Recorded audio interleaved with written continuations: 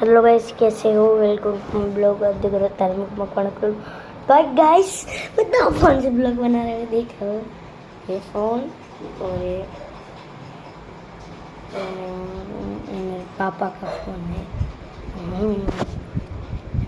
वारा परती હવે આવશે તારો વારો, પછી તારો વારો, પછી તારો વારો ને એટલે સોરી કઈ બીજાનો વારો. Amelo સામે સામે